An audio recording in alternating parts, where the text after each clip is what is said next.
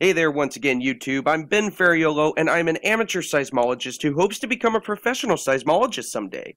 I currently am not going to school, but I hope to by the end of 2019 so I can gain a degree in seismology. However, I have been studying seismology very closely for a while now, so I already know quite a lot. But then again, I have only scratched the surface. There's a lot I still don't understand. I'm looking to expand this channel and my website, so please like, share, subscribe, and visit my website, https://monitorsize.weebly.com. I have so much information already on there, so go to the description box below and look for that link which is right under my email address. There are a lot of seismic plots and charts on my website, on my seismic blog, and under the seismic events menu that you will probably be happy to see, and there's a few other pages that have a bunch of plots on them too. It is still growing, so help me grow it. Google is not doing a good job at all listing my website on the search engine, and to be frank, I have already added it to the search engine. You can find it if you type in monitor size or my name, Ben Ferraiuolo, but other than that, my website just doesn't really appear much. It's like all the way at the end of the search results. Also, if you have not seen my recent video about the Colorado volcano and the recent seismicity there, then please go check my channel and click videos. It is the video just prior to this one. Also, check out Scott's new channel called the NW Geology Guy. He has put out some really good videos and is brand new, so please show your support by helping his channel grow. Remember, YouTube views and subscribers should not be the most important. It should be the truth. However, in order to get the truth out there to enough people, you must have views and subscribers. Interesting cycle. Anyways, Steamboat is set to erupt any time now. However, seismic station YNM is down for the count and is offline. I'm still seeing the stream data. Here, let me pan this over real quick. Let me go down.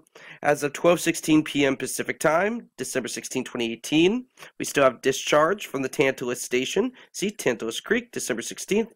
It looks a little behind, but all the data is still there. These are not steamboat eruptions, guys. When you see a steamboat eruption, it's an instant spike. Very straight, almost perfect 90-degree spike. And never, ever, ever looks like these. Ever. All of the 30 eruptions all look like this one big spike. And I just manipulated this chart so that you could see farther back a little bit. And yes, you can manipulate these charts so you can see farther back. This is a steamboat eruption spike. This is what they look like. Very sharp, very straight.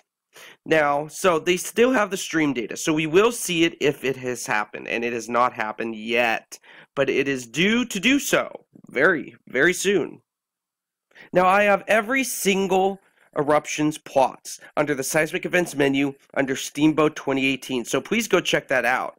And if Steamboat erupts in the next couple days and station YNM is still offline, I'm not going to be happy, because I'm trying to gain every single 3-plot image I can make for every Steamboat eruption since it started in 2018, so that means if YNM is offline, I won't be able to do a plot. I won't be able to do those plots for this coming Steamboat eruption. Very sad. Very sad. So yeah, once again, please go to the seismic events menu on my page and click Steamboat 2018. Took me some time to put together. Now, before I get into my blog posts, since this video will be showing some of the information in my posts, since most of my viewers don't go to my website, I will quickly show an interesting burst in seismicity on the northern tip of Yellowstone Lake. So here we are in the seismic program swarm. Let me bring this down. Here we are at borehole 208. Let me pan this down just to get as much room as possible for here. Okay. Borehole 208, which resides on the northern tip of Yellowstone Lake, has been seeing some interesting low-frequency background tremor as of late. It is very weak, but has recently been appearing just slightly on surrounding stations such as YTP and YLA. LKWY would show it as well, but sadly LKWY is offline right now. LKWY and YNM are the only two stations, it seems, that are offline right now. Now, very low strength vibrations can appear on seismic stations from the subsoil freezing or waves from the lake slapping against the shores. However, those contain usually much lower frequencies and are very weak, and are much lower than what you typically see. Also, there was a quick burst in seismicity on the northern tip of Yellowstone Lake recently that was small, yes, but was also quite interesting. Let's take a look at the data real quick. So first we see a few microquakes. Notice this one only goes to about 1,000 amplitude count. There's the spectrogram. Dominant high frequencies. And let's see, let me turn persistent rescale off. There we go. Okay. Then it goes through the day. There's another earthquake. Looks like there are 3 earthquakes there. There's another one. So very, very tiny. Just little tiny popping of the crust. And then keeps going, keeps going, keeps going. And then there is, boom, another earthquake right here. Goes to probably about 2,000 amplitude count. Not that strong. And has dominant high frequencies once again. But notice something. Notice this background vibration or tremor or whatever. I first thought that these were normal microseisms for Yellowstone Lake. That's what I thought. But then watch this. Here, let me pan this down just a little bit. There we go. Watch this as it goes through the day. I'm going to go down like this. Look at the amplitude count on the left right here. Watch this. So it goes through the day. Boom. This is around 5 p.m. Pacific time. Or actually, no, wait. No, this is around midnight. So this is around midnight, guys. And let's go down 40 amplitude count. Then it goes to about 60 amplitude count. And then we reach the peak, and it goes to about 100 amplitude count. Notice that? And at times, it almost reaches 200. Almost. Check that out. It almost reaches 150, 200. So that is pretty strong for it to be normal background microseisms from the lake itself, which does happen. It does happen a lot. But the characteristics of these are a lot different, and these were showing on YLA and YTP, a few of the surrounding stations. So what is this, guys? What could this be? Could this be related to magma, or is there something else going on, or is this just normal microseisms? Let's take a look at the dominant frequency real quick. Dominant frequency is, see, check this out. If they were normal microseisms, I would expect them to be much, much lower within this range right here. But we see them resting between 1 Hz and 2 Hz, with the dominant frequency being about, let's see, about 1.45 Hz, so almost 1.5 Hz. That's weird, guys. That's pretty high for normal microseisms. So personally, I do not think that these are microseisms from the freezing of the subsoil or from the waves on the lake.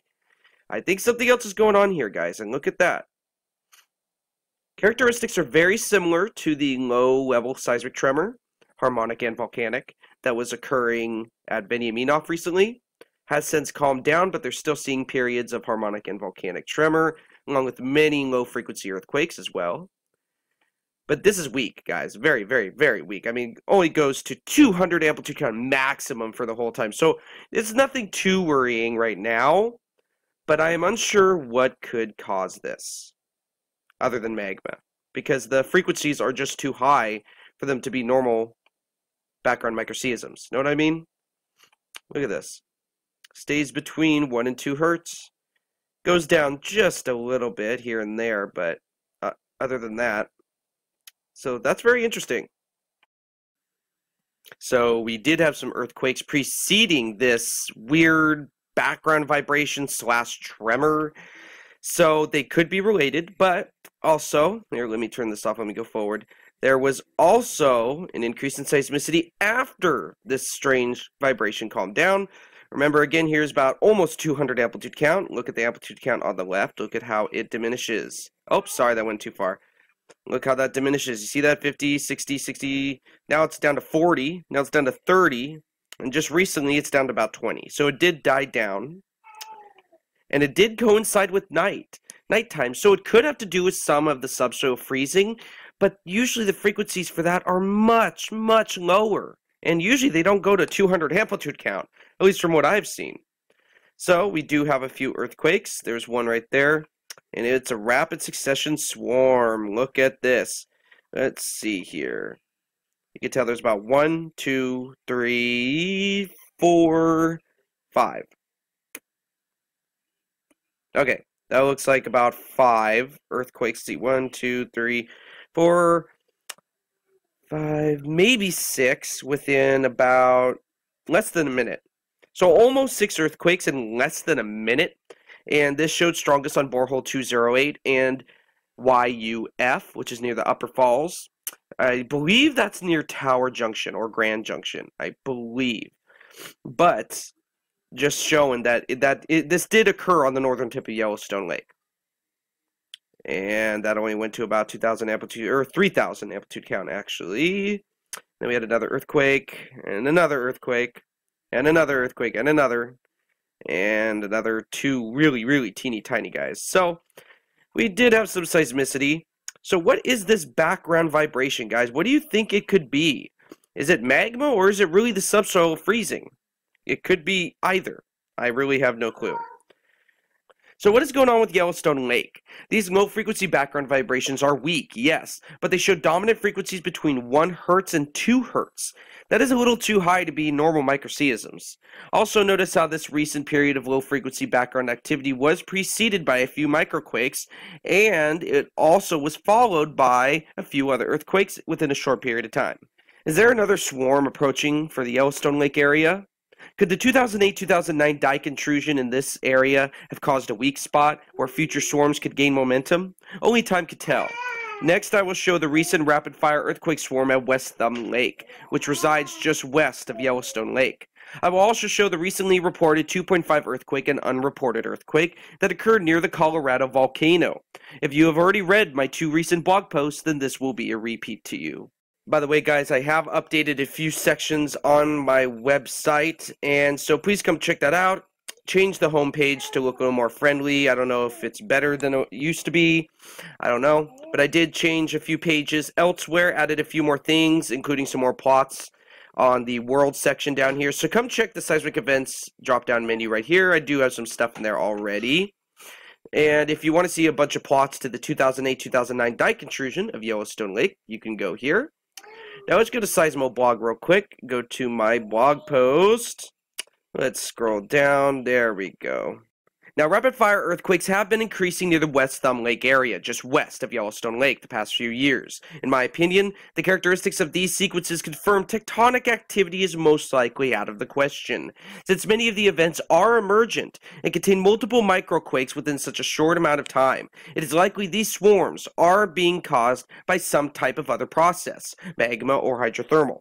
I am unsure what caused the December 14th swarm, but the frequencies seemed a little lower than recent rapid-fire events at West Thumb Lake. I will show some of the data pertaining to this event, so please click the title of this post or read more to continue. Now here you can see the earthquakes for this swarm near West Thumb Lake, west of Yellowstone Lake, in regards to 4 seismic stations in the area. You can see they only have reported 6 earthquakes so far for this earthquake swarm.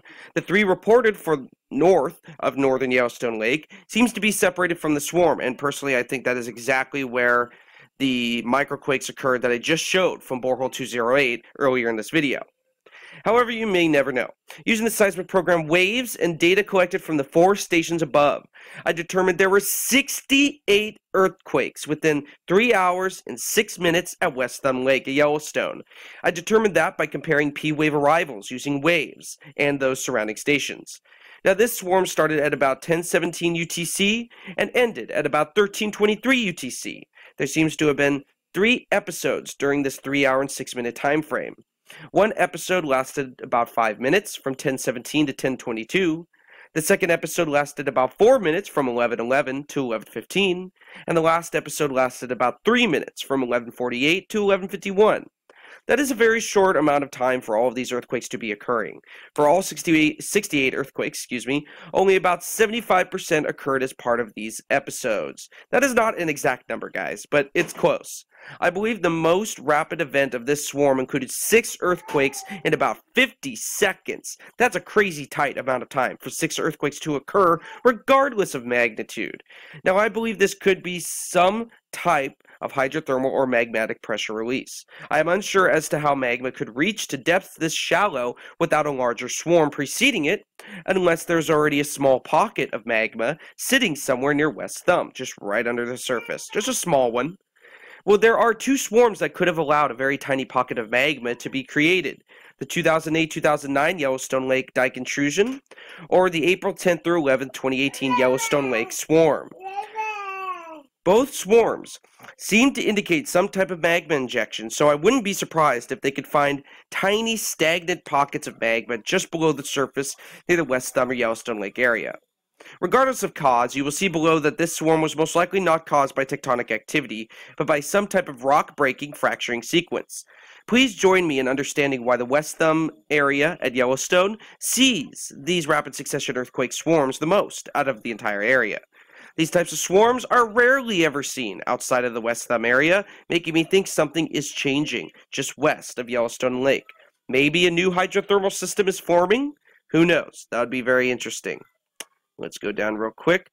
Here's my LT. You can see there's a few earthquakes right here, and there's another one right here. But those, and I believe there's another one right there too. Those three were the ones that were reported for north of Yellowstone Lake. The 68 earthquakes that occurred at West Thumb within 3 hours and 6 minutes was right here. You can see all of them right here. And yes, there was 68 earthquakes. Yeah, a lot of them were very, very tiny, but they were still there. Pretty crazy that there's 68 in just 3 hours. Now, above are the helicorders for seismic station YLT-YDD and borehole 944. Those stations were closest to this event. And below are the seismogram spectrogram spectral plots for most of the events in this earthquake swarm. I do not show every earthquake, but the top 10 most interesting selections of the swarm, which covers a good majority of it. Remember to always pay attention to chart labels first, and also pay attention to any captions beneath any images. All plots below were generated by myself, using seismic data from station YLT, obtained through IRIS, and the seismic program Swarm. YLT was the closest station to the swarm, so I found it appropriate to use that station for these plots.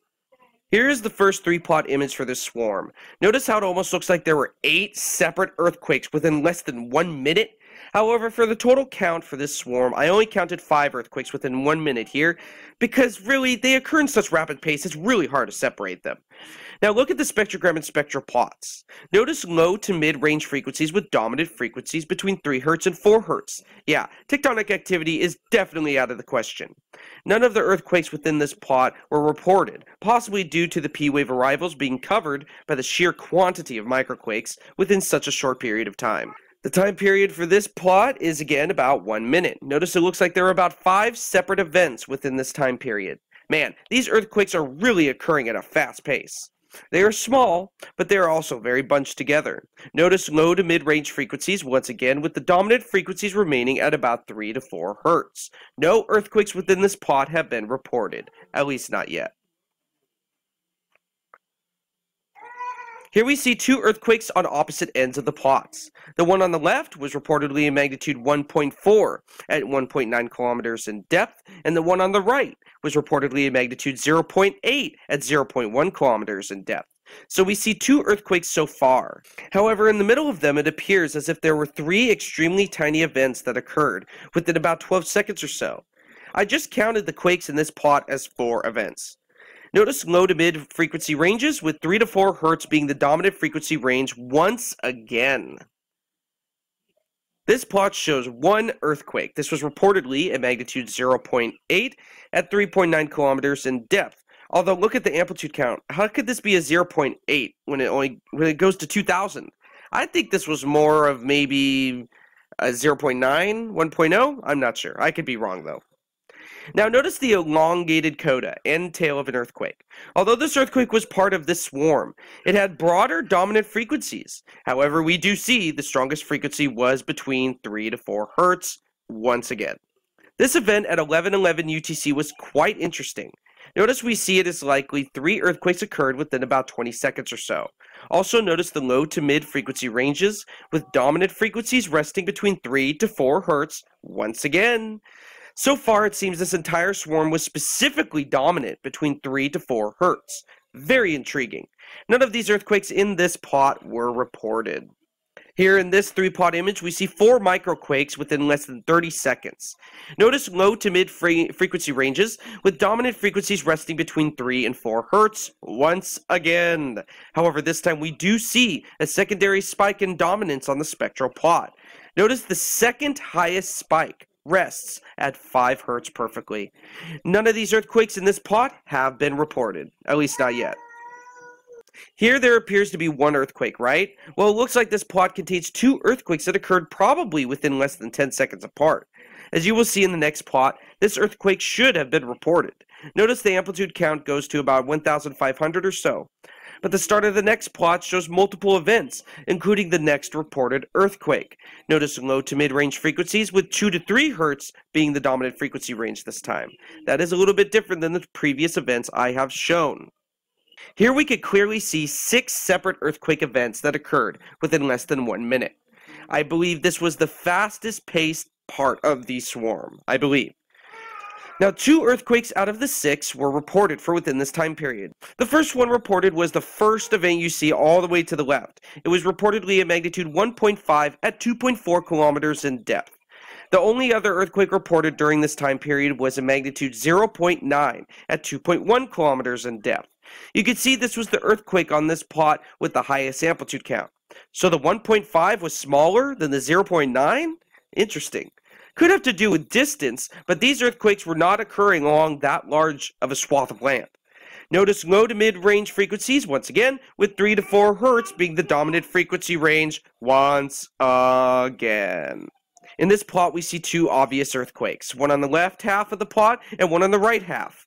Notice the stronger earthquake has an amplitude count around 3,000. That is small, yes, but this is one of the largest events within this swarm. How is it possible, then, that smaller earthquakes were reported, but this one was not? It is possible they may report more earthquakes for this swarm in the coming days, so we will just have to wait and see. It's a little confusing.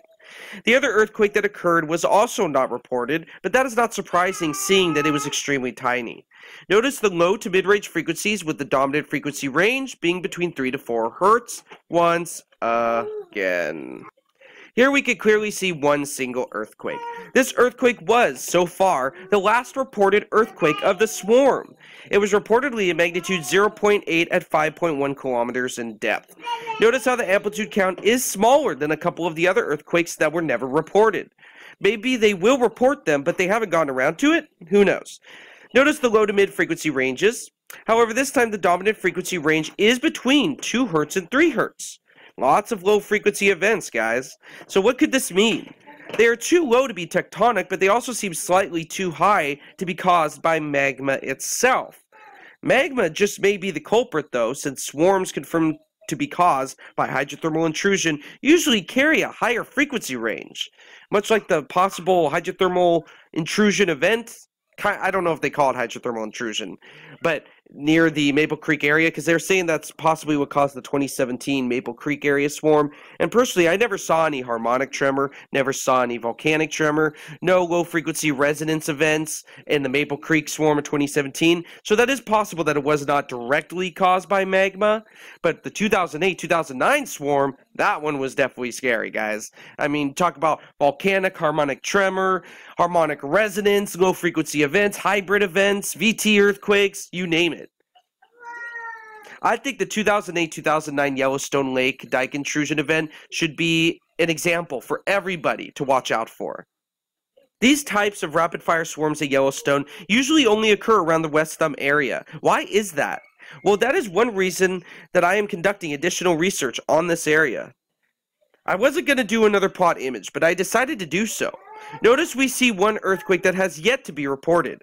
However, there seems to be 2 extremely tiny events just prior to this earthquake. Also, halfway through the plot, we see another extremely tiny event that lasts a long time for how small it was. Notice the low to mid-range frequencies with 3 to 4 Hz being the dominant frequency range once again. Also notice there was a secondary spike between 2 Hz and 3 Hz. So this swarm was extremely interesting. One of the more interesting rapid-fire events at Yellowstone I've ever seen.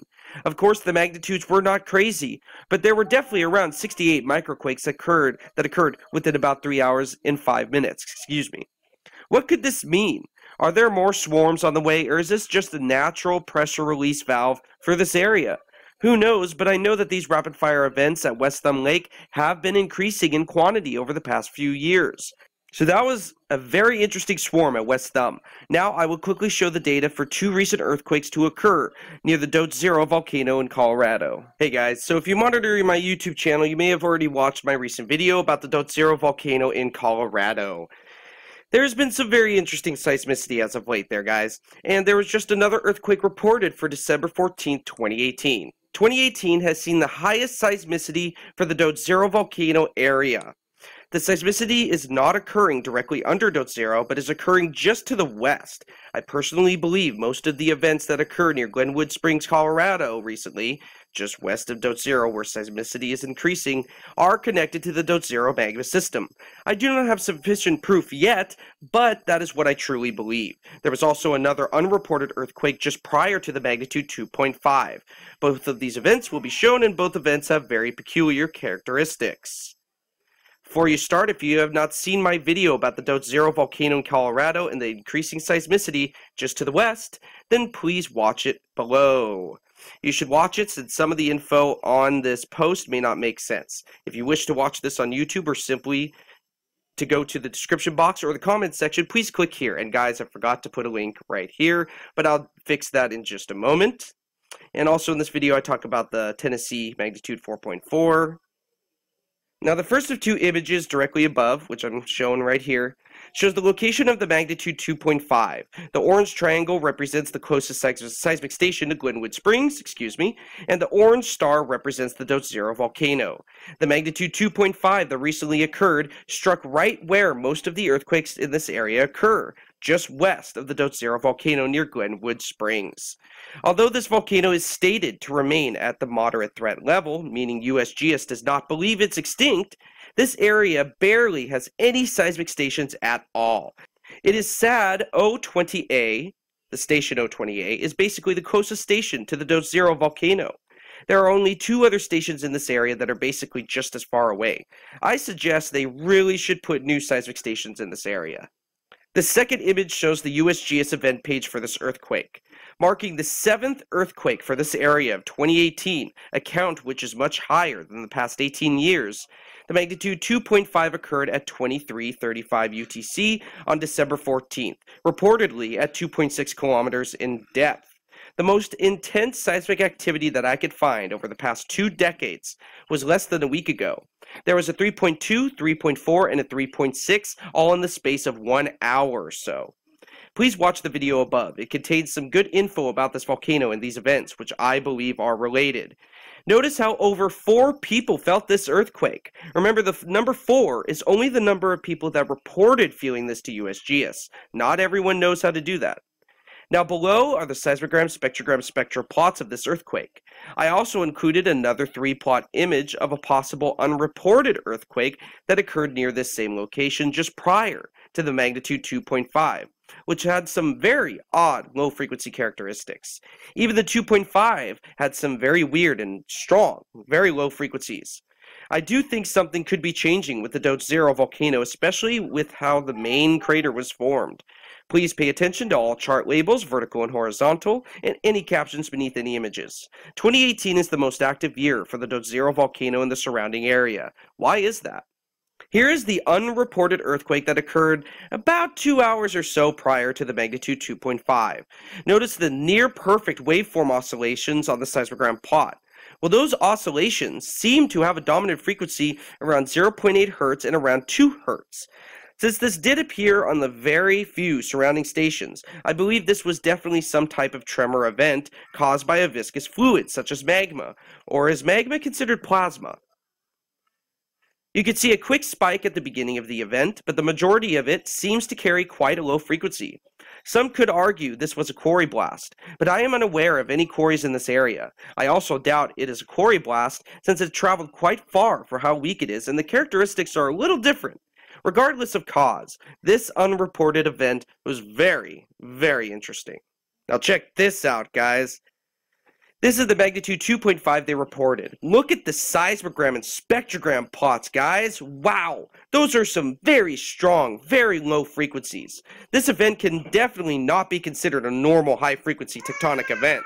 There must have been some other process going on here, guys. And since there is known to be magma in the area, it is likely the increase in seismicity lately, along with this strange earthquake, could be related to the magma system becoming restless. Notice the dominant frequencies of this event rest at 0.4 Hz. This was the most strange low-frequency earthquake or hybrid earthquake I have ever seen in my life. Look at that, guys. That is so strange. Very odd. Now here's the same exact earthquake I just showed, except with a 0.7 Hz high-pass filter. That means all frequencies below 0.7 Hz will be faded out. Notice how, even with the filter added, the dominant frequencies are still quite low. Look at the spectral plot. What caused this earthquake, guys? And how come the strongest part of this magnitude 2.5 was dominant around 0.4 Hz? How is that even possible? But this wasn't a quarry blast or anything else. They confirmed this was an earthquake. Something is changing near Colorado's only known volcano, guys. Please join me in monitoring this area and others. God bless, and have a great day, and Merry Christmas! So that was quite interesting, guys. Could the Dotsero volcano in Colorado be waking up? If so, I highly doubt that it would erupt in the same exact location. The groundwater in the area is probably high, and the magma is most likely still there. This is why Dotsero in Colorado is labeled as a moderate threat volcano, not an extinct volcano. It is likely no one even knows the extent of the magma system, so what if the largest eruption is ahead of us? Obviously the data does not show that now, but please be wary if you start to see earthquake swarms occurring near Glenwood Springs in Colorado. After all, 2018 has been the busiest year of seismicity since the new millennium started. Want to know how to monitor this area yourself? Please contact me or use my website to teach yourself. I tried as best as I could in the how-to drop-down menu and the seismic archive page to teach you how to monitor locations as best and as accurately as possible. It may seem time-consuming at first, but once you get the hang of it, it is the best way to monitor seismic areas. I still don't understand why other YouTubers won't use the Swarm program. Although provided by USGS and the Alaska Volcano Observatory, it is the best tool by far that you could use to monitor Yellowstone, Long Valley, Mount Rainier, Dotsero, and many other volcanic or tectonic hazard areas you may come across. Heck, I might even be able to gather seismic data from Mars, guys. They supposedly landed a seismometer on the Martian surface, but the data has yet to be archived or recorded for the public, even though IRIS is taking part in this study. That is a video for another time. I will try to do another video and blog post before Christmas, so remember to always check my channel here, as well as my Seismo blog on my website. Sometimes I post info there first, before my YouTube videos. I also just got a brand new laptop and a brand new video editing software, so my coming videos, including this one, may have some mistakes, seeing that I am still trying to get accustomed to the new software. For your information, I have been using iMovie 2009. Yes, I have been using that old of a software for my YouTube videos. Actually, every video except this one and the next ones have been compiled by iMovie 2009, but this video and hopefully all the rest will be assembled using Magic's Movie Edit Pro 2016, but I'm trying to learn that program right now. Trust me, it's far more intricate than anything iMovie could put out. I have a bit of a headache trying to learn the new software, so please excuse me if some of the next videos could have some editing mistakes. However, please know I will try my best to keep that from happening.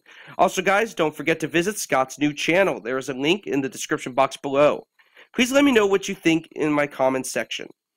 I hope you guys have a great day and also have a wonderful and Merry Christmas. Remember, the reason we celebrate Christmas is to glorify the birth of our Lord and Savior Jesus Christ of Nazareth, the Son of God. He was born into flesh to save us from our sins, and if you simply believe on His name, you will be saved. It is amazing the love that God has for us. If He didn't love us so much, how come He spent so much time trying to find the simplest way to bring us to Him? Remember Jesus Christ, and also remember He is coming back soon.